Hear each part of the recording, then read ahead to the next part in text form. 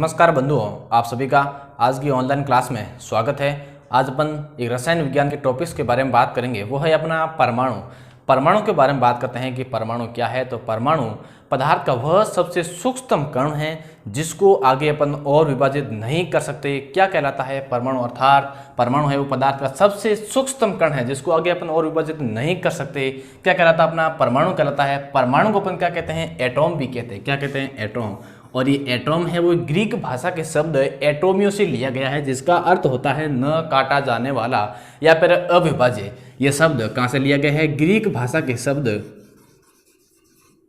एटोमियो से। और इस एटोमियो शब्द का अर्थ होता है न काटा जाने वाला, न काटा जाने वाला। अर्थात इसको अपन कहते हैं अविभाज्य।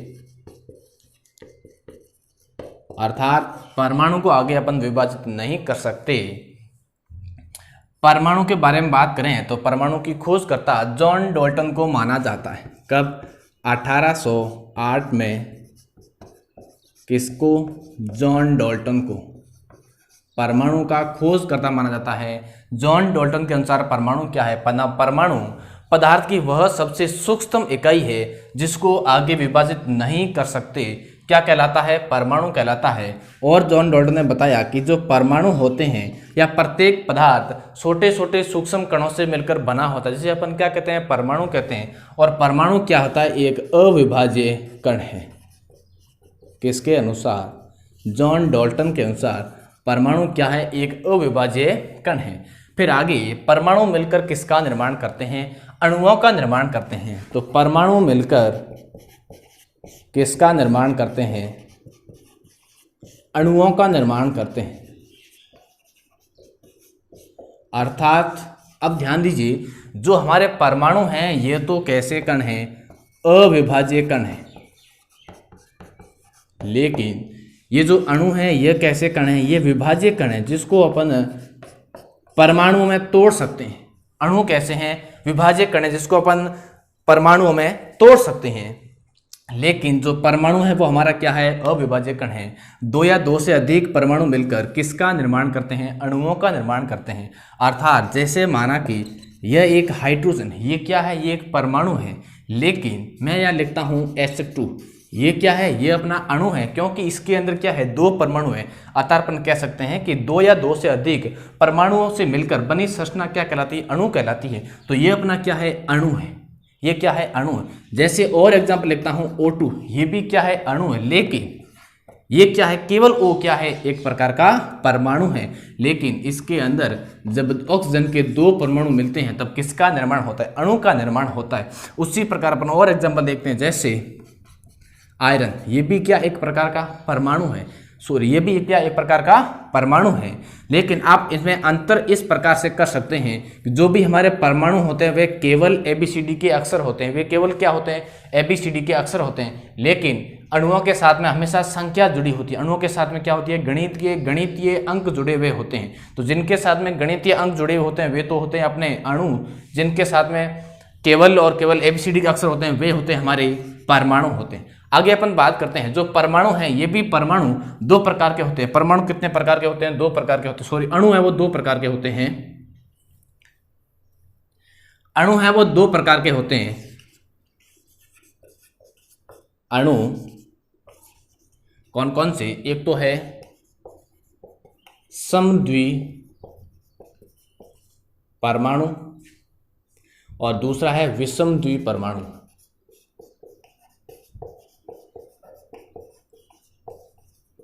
अणु और ये भी परमाणुक अणु। अब इन दोनों में डिफरेंस क्या है? जो समद्वि परमाणु अणु, कहने का मतलब है ऐसे दो परमाणु जो दोनों क्या होते हैं? समान होते हैं, वे क्या कहलाते हैं? समद्वि परमाणु। इन्हें अपन तत्व भी कहते हैं। क्या कहते हैं? तत्व। इन्हें अपन कहते हैं यौगिक। जैसे देखिए इसके अंदर, जैसे मैंने लिख दिया H2, परमाणु क्या है? समान। हाइड्रोजन के दो परमाणु लेकिन दोनों ही परमाणु क्या है? समान। ऑक्सीजन के दो परमाणु लेकिन दोनों ही परमाणु क्या है? समान। तो समान जिनके अंदर परमाणु होते हैं वे क्या कहलाते हैं? तत्व कहलाते हैं। जैसे मैंने लिख दिया हीरा। हीरे के अंदर कौन सा तत्व पाया जाता है? कार्बन। अर्थात हीरे के अंदर भी एक ही तत्व पाया जाता है, सारे तत्व है वो समान होते हैं, इसलिए हीरा भी क्या एक प्रकार से तत्व है। लेकिन अपन इसके अंदर ध्यान देते हैं, जैसे मैंने लिख दिया HCl, SF लिख दिया, क्या इसके अंदर दोनों परमाणु समान है? बिल्कुल इसके अंदर दोनों परमाणु समान नहीं है, तो ये अपने क्या होगी? यौगिक हो गई, या ऐसे अपन कह सकते हैं विषम द्विपरमाणु अणु। अर्थात दोनों परमाणु समान नहीं होते हैं।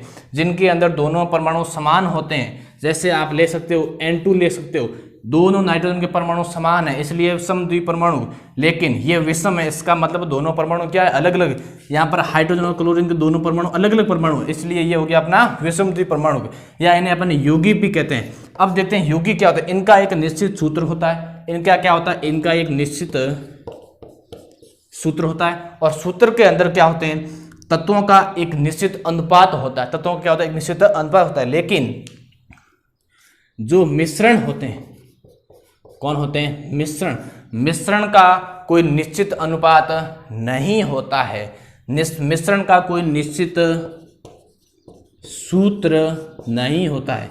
इनके अंदर कोई तत्वों का अनुपात है वो भी निश्चित नहीं होता है, लेकिन इनके अंदर निश्चित सूत्र होता है, इनका निश्चित अनुपात होता है। जैसे अपन एग्जाम्पल लेते हैं H2O, जल का सूत्र है। H2O किसका सूत्र है? जल का सूत्र है।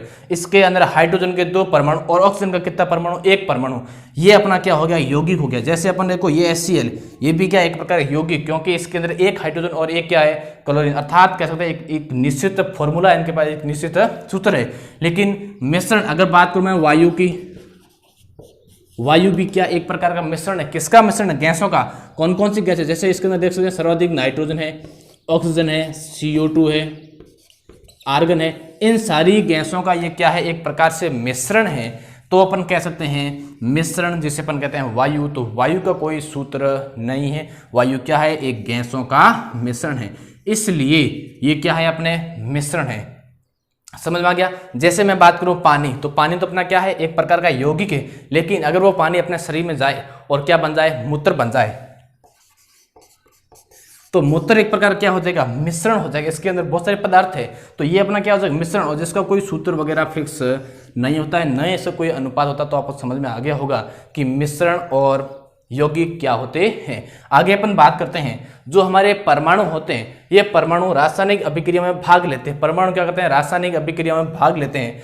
अणु है वो रासायनिक अभिक्रिया में भाग नहीं लेते हैं। जैसे अपन देखते हैं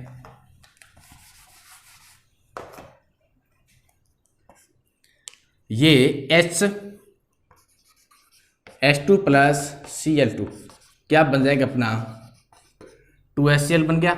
अब अपन ने बात की कि परमाणु होते हैं वो रासायनिक अभिक्रिया में भाग लेते हैं। यहाँ पर हाइड्रोजन के कितने परमाणु? 2 परमाणु है। तो ये हाइड्रोजन के 2 परमाणु, क्लोरीन के 2 परमाणु, ये क्लोरीन के 2 परमाणु किसका निर्माण करते हैं? एक अणु का निर्माण करते हैं। अर्थात यह परमाणु इससे क्रिया करेगा, यह परमाणु इससे जुड़ेगा और किसका निर्माण करेगा? अणु का निर्माण करते हैं। कहने का मतलब है जो हमारे परमाणु होते हैं वही क्या होते हैं? रासायनिक अभिक्रिया में भाग लेते हैं। फिर बात करते हैं, जो भी हमारे परमाणु होते हैं वे परमाणु सुरक्षित रहते हैं। किसी भी रासायनिक अभिक्रिया के अंदर परमाणु को अपन न तो नष्ट कर सकते हैं, न ही अपन परमाणु को उत्पन्न कर सकते हैं। इसलिए जो हमारे परमाणु होते हैं वे क्या होते हैं? संरक्षित।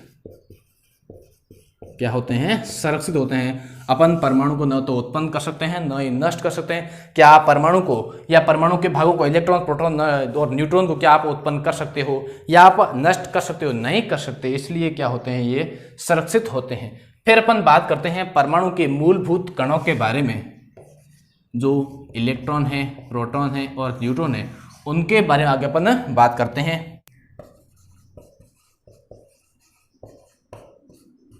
कौन कौन से हैं? इलेक्ट्रॉन, प्रोटॉन और न्यूट्रॉन। ये क्या है? परमाणु के मूलभूत कण हैं जो प्रत्येक परमाणु के अंदर पाए जाते हैं। लेकिन इसका अगर अपवाद है तो वो है हाइड्रोजन। अपवाद क्या है? हाइड्रोजन। क्यों? क्योंकि हाइड्रोजन के अंदर इलेक्ट्रॉन पाए जाते हैं, प्रोटॉन पाए जाते हैं, लेकिन हाइड्रोजन में न्यूट्रॉन नहीं पाए जाते हैं। इसलिए हाइड्रोजन क्या है, इसका एक अपवाद है, लेकिन प्रत्येक परमाणु में इलेक्ट्रॉन, प्रोटॉन, न्यूट्रॉन पाए जाते हैं।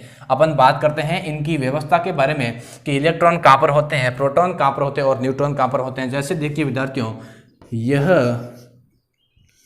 एक क्या है, परमाणु, ये क्या है, एक प्रकार का परमाणु है और ये परमाणु का नाभिक,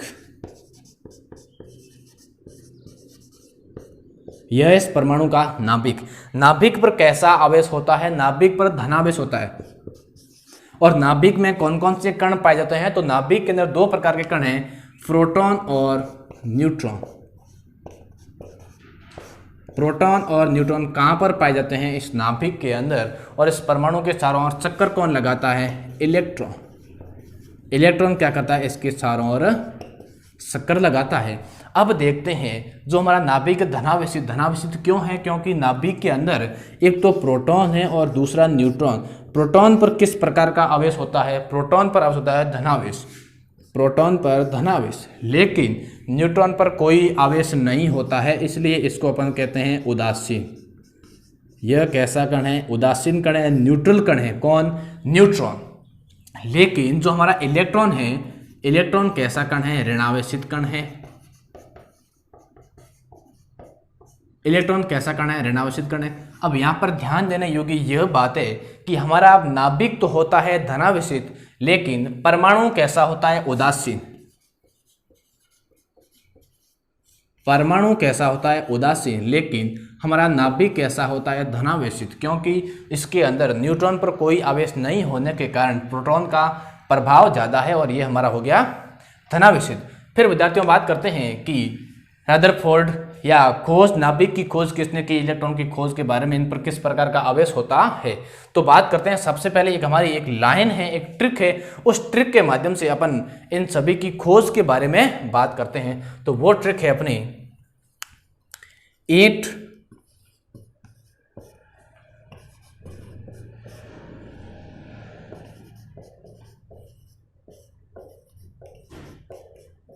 यह ट्रिक है।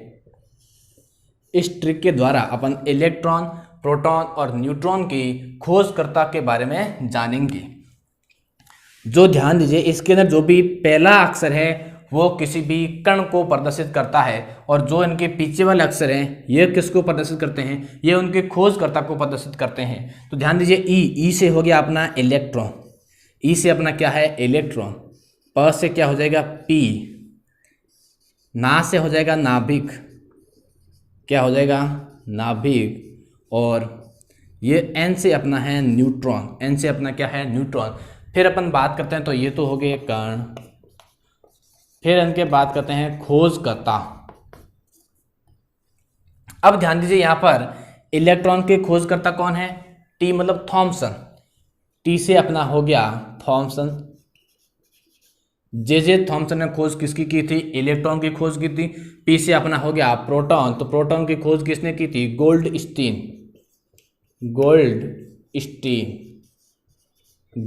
ने खोज किसकी की थी, प्रोटॉन की खोज की थी। फिर है नाभिक, तो नाभिक की खोज किसने की थी, रदरफोर्ड के द्वारा।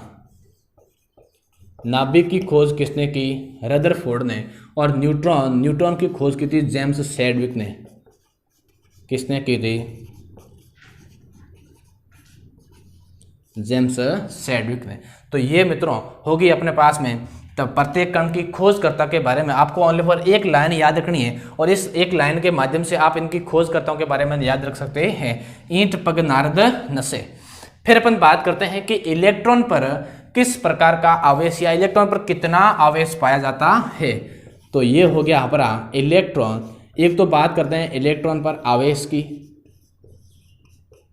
दूसरी बात करते हैं इलेक्ट्रॉन पर द्रव्यमान की कि इलेक्ट्रॉन का द्रव्यमान कितना होता है, इलेक्ट्रॉन का आवेश कितना होता है। तो इलेक्ट्रॉन का आवेश है वो है 1.6 × 10⁻⁻19 कूलाम। ये सी किसको प्रदर्शित करता है, कूलाम को। और कूलाम क्या है, आवेश का मात्रक। कूलाम किसका मात्रक है, आवेश का मात्रक क्या है, कूलाम। तो ये हो गया इलेक्ट्रॉन का आवेश 1.6 × 10⁻⁻19 कूलाम। अगर बात की जाए इनके द्रव्यमान की, तो इनका द्रव्यमान होता है 9.1 इंटू 10⁻31 किलोग्राम। ये क्या है? ये इनका द्रव्यमान है। किसका द्रव्यमान? इलेक्ट्रॉन का द्रव्यमान 9.1 इंटू 10⁻31 किलोग्राम।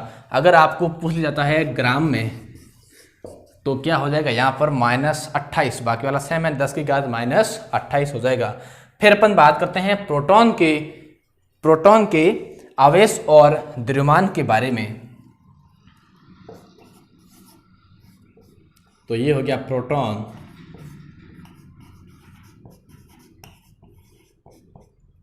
आवेश और द्रव्यमान। यहाँ पर देखिए जो प्रोटॉन का आवेश है वो आवेश सेम है, लेकिन यहाँ पर ये आवेश किस में होगा? धनावेशित होगा। तो 1.6 इंटू 10⁻19 कूलाम। कूलाम क्या है? आवेश का मात्रक। फिर अगर बात करें अपन प्रोटॉन के आवेश की, प्रोटॉन के द्रव्यमान की, तो द्रव्यमान है इनका 1.67 इंटू -27 किलोग्राम। ये तो क्या है? यह है प्रोटॉन का द्रव्यमान। फिर आगे बात करते हैं अपन न्यूट्रॉन, जो कैसा कण है? उदासीन कण है। आवेश इसके ऊपर है ही नहीं। ये कैसा कण है? उदासीन कण है। इसका द्रव्यमान होता है सेम। किसका? प्रोटॉन वाला। तो 1.67 इंटू 10⁻27 kg। लेकिन ध्यान रखना, जो हमारा न्यूट्रॉन है ये प्रोटॉन से थोड़ा भारी होता है। न्यूट्रॉन क्या होता है? प्रोटॉन से थोड़ा क्या होता है? भारी होता है। लेकिन जो इलेक्ट्रॉन का द्रव्यमान है ये बहुत ही नगण्य है, बहुत ही कम है, इसलिए इसको अपन नगण्य मानते हैं। अगर मैं इसके क्रम की बात करूं, किसके द्रव्यमान क्रम की बात की जाए तो सबसे अधिक द्रव्यमान किसका है? न्यूट्रॉन का। सबसे अधिक द्रव्यमान किसका है? न्यूट्रॉन का। अपन इसको ऐसे भी लिख सकते हैं, सबसे ज़्यादा द्रव्यमान न्यूट्रॉन का, उसके बाद में प्रोटॉन का, और सबसे कम है वो इलेक्ट्रॉन का। तो ये तो हो गया इनका क्रम। जो ये हमारे प्रोटॉन और न्यूट्रॉन हैं, इनको अपन क्या कहते हैं? न्यूक्लियॉन भी कहते हैं।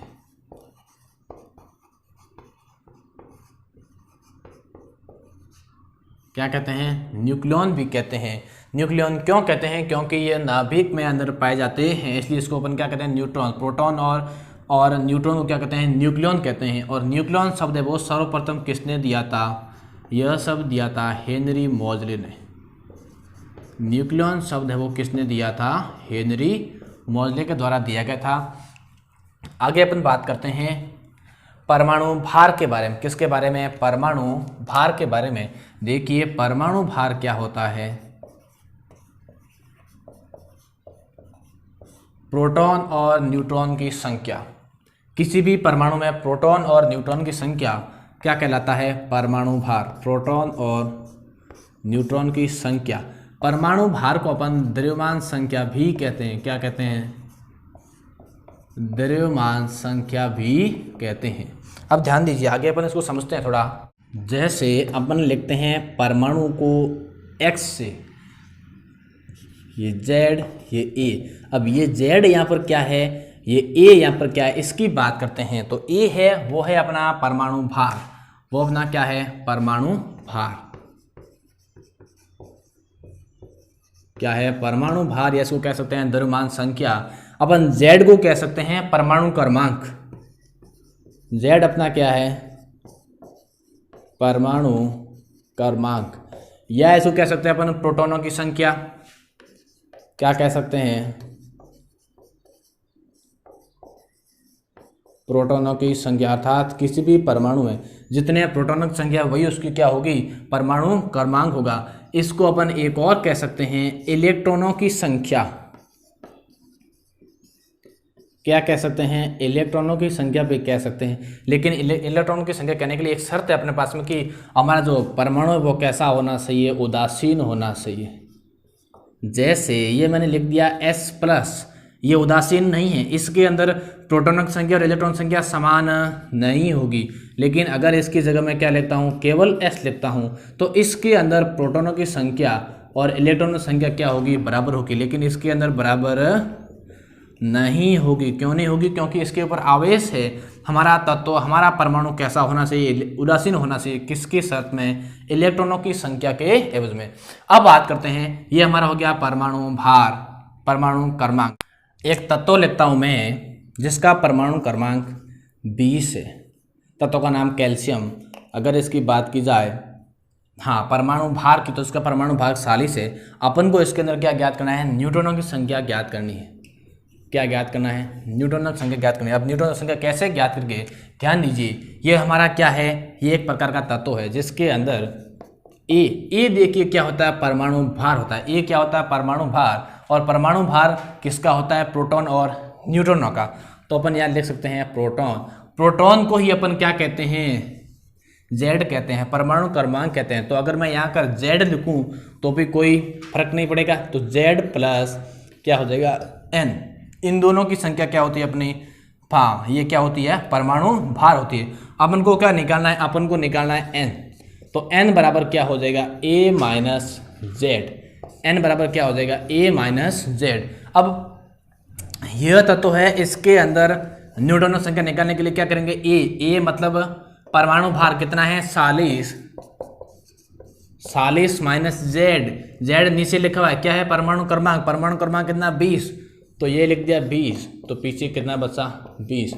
तो ये 20 क्या है, न्यूट्रॉनों की संख्या है। इसी प्रकार आप और तत्वों पे भी ज्ञात कर सकते हैं न्यूट्रॉनों की संख्या। जैसे मैं एक और एग्जांपल लेता हूं कि एक द्विपरमाणु ऋणायन परमाणु जिसका परमाणु क्रमांक कितना है, 16, जिसका परमाणु क्रमांक कितना है, 16। अब इसके अंदर आपको न्यूट्रॉनों की संख्या ज्ञात करनी है। इसके अंदर आपको क्या करना है, न्यूट्रॉनों की संख्या ज्ञात करनी। कैसे ज्ञात करोगे, पहला इसका आपको क्या ज्ञात करना पड़ेगा, परमाणु क्रमांक। तो इसका परमाणु भार, इसका परमाणु भार है 32। क्या करोगे, 32 में से 16 को घटा देना है, 32 माइनस 16, अपने पास में क्या बचे, 16। ये 16 क्या है, इसके पास में न्यूट्रॉनों की संख्या। अब मैंने कैसे किया, ये 32 है, ये 32 क्या है, ये इसका 32 है, वो परमाणु भार है। 32 क्या है, इसका परमाणु भार है। 16 क्या है, 16 इसका परमाणु क्रमांक है, अर्थात प्रोटॉनों की संख्या है। तो अगर इसमें से ए में से अपन पी प्रोटॉन संख्या निकाले तो अपने पास क्या बचेगा, न्यूट्रॉन संख्या बचेगी। तो ये होगी अपनी 16। अगर अपन को इसमें इलेक्ट्रॉनों की संख्या ज्ञात करनी है, क्या करनी है, इलेक्ट्रॉनों की संख्या ज्ञात करनी, तो कैसे करेंगे, माना कि प्रोटॉनों की संख्या और इलेक्ट्रॉन संख्या क्या होती है, बराबर। इसका मतलब प्रोटॉन संख्या है 16, तो क्या 16 इलेक्ट्रॉन संख्या हो जाएगी, नहीं होगी, क्योंकि ये परमाणु कैसा है, द्विऋणायन, इसके ऊपर 2 ऋणायन है। इसका मतलब इसने 2 इलेक्ट्रॉन और दिए हैं, तो इसके अंदर इलेक्ट्रॉन संख्या कितनी हो जाएगी, 18 हो जाएगी। यह आपको ध्यान रखना है। लेकिन जब परमाणु उदासीन है तब तो प्रोटॉन और इलेक्ट्रॉन संख्या क्या होती है, समान होती है। लेकिन अगर उस पर कोई आवेश दिया हुआ है तो वो आपका इलेक्ट्रॉन संख्या और प्रोटॉन संख्या क्या होगी, बराबर नहीं होगी। आई होप, मैं आशा करता हूं कि आपको टॉपिक्स आज का समझ में आया होगा। अगले टॉपिक्स के अंदर अपन पढ़ेंगे परमाणु सिद्धांतों के बारे में कि कौन कौन से वैज्ञानिकों ने अपने परमाणु को किस प्रकार समझाने का प्रयास किया और कौन कौन सी थ्योरीज उन्होंने दी। तो थैंक्स, ऑल द बेस्ट।